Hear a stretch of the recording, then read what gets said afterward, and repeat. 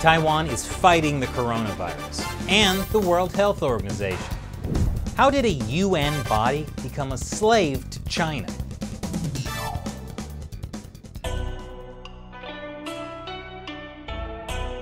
This is China Uncensored. I'm Chris Chappell. The World Health Organization, WHO. Now, this may surprise you, but the organization whose symbol is a snake coiling around the world is not super trustworthy. Apparently, the logo originates from the story of Asclepius, who was revered by the ancient Greeks as a god of healing, and whose cult involved the use of snakes. Great! The cult of snakes is tasked with global health. On an unrelated note, the World Health Organization is horribly corrupt. So corrupt that a recent audit found that the division tackling the coronavirus is underfunded. That's your US taxpayer dollars not at work. The US contributes about $500 million a year to the WHO, more than double any other country. But it seems that China is the one really pulling the strings. The Chinese Communist Party considers Taiwan a province of China, despite the fact that Taiwan is obviously its own country, which is why the WHO has refused to recognize the country of Taiwan because the People's Republic of China refuses to recognize the country of Taiwan and blocks it from entering the United Nations. The WHO is a UN agency. There have been about 300 infections and 3 deaths from the coronavirus in Taiwan. And remember, this outbreak began in China and spread because the Chinese Communist Party covered it up, which is why I call it the CCP virus. By the way, I provided a link below so you can download this image and share it on social media. But the fact that the WHO does not recognize Taiwan because of Chinese political pressure has become a big problem during the coronavirus pandemic. The good news is the WHO's treatment of Taiwan has become so cartoonishly bad, people are starting to take notice. Here's WHO Assistant Director General Bruce Aylward during a recent interview with Radio Television Hong Kong. Will the WHO consider Taiwan's membership?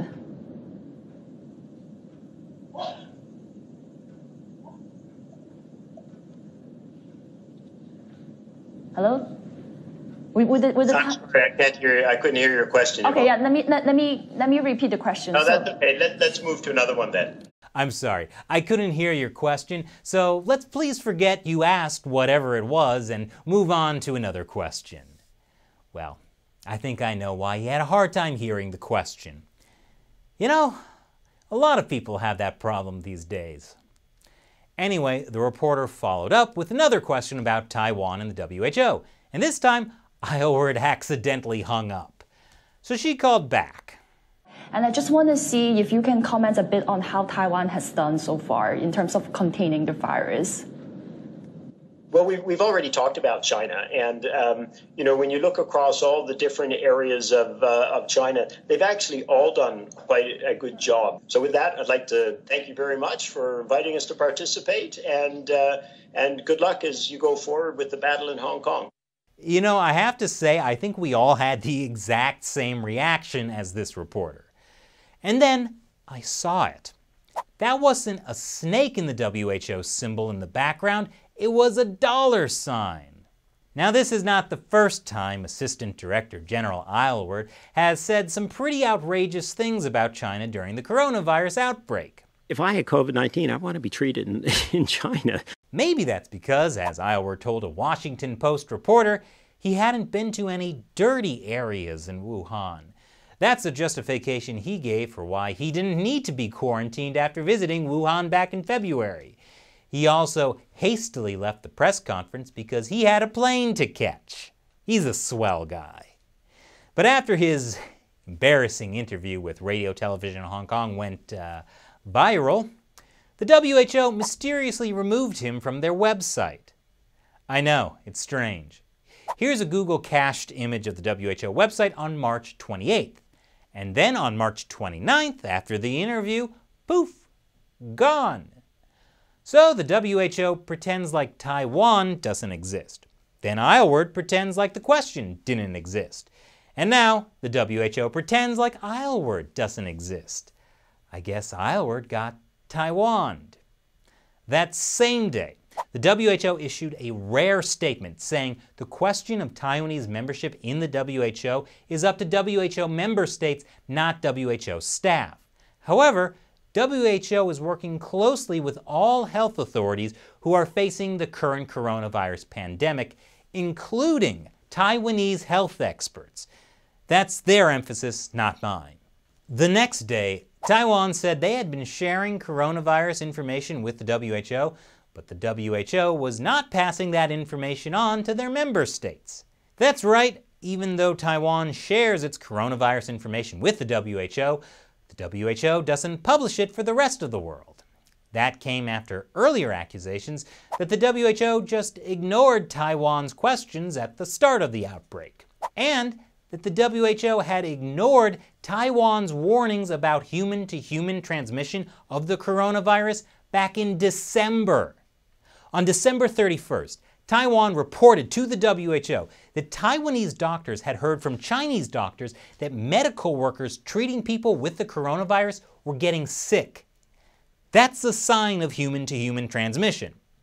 But it seems that the WHO ignored that information.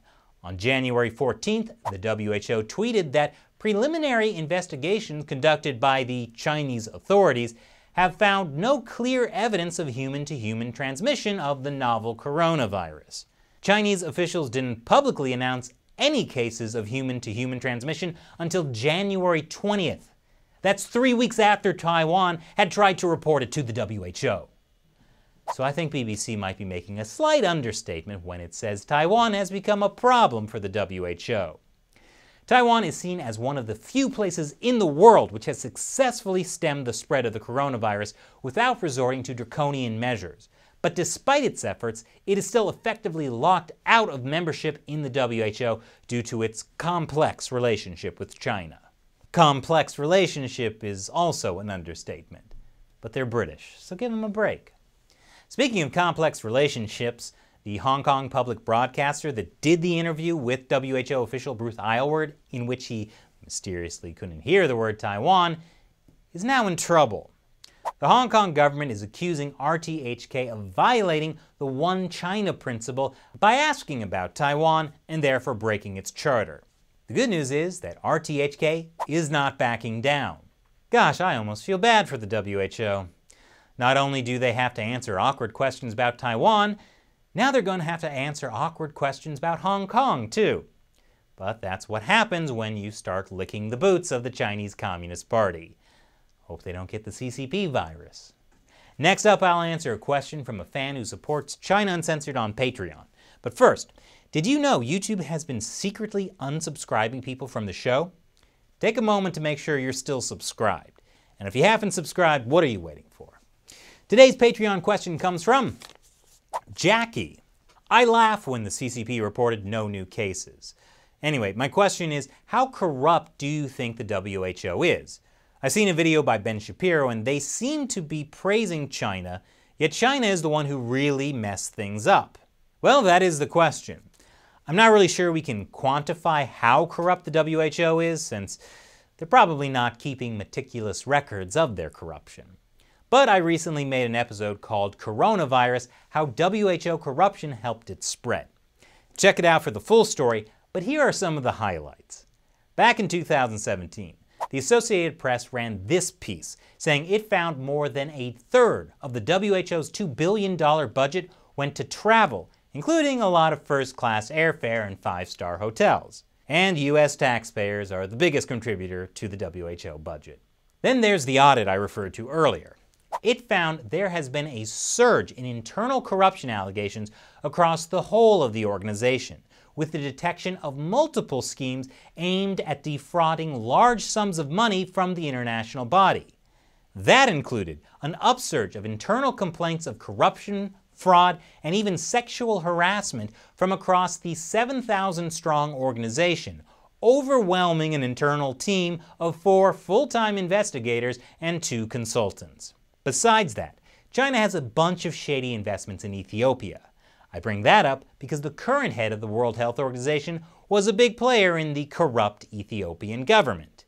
China also backed his campaign to lead the WHO. And if you just look at the really bizarre way the WHO has handled the coronavirus, from praising the Chinese Communist Party to denying the existence of Taiwan, you've got to suspect something is up. Which might be one reason why President Trump is looking to cut U.S. funding for the WHO in half. Thanks for your question, Jackie. And thank you for watching. Remember, YouTube has been demonetizing almost all of our videos. They'd have run us out of business if it weren't for your support. So please contribute through the crowdfunding website Patreon. Those folks, I like to call them the China Uncensored 50-cent army. So if you'd like to hear your question answered at the end of an episode, join the China Uncensored 50-cent army by going to patreon.com/China Uncensored. Once again, I'm Chris Chappell. See you next time.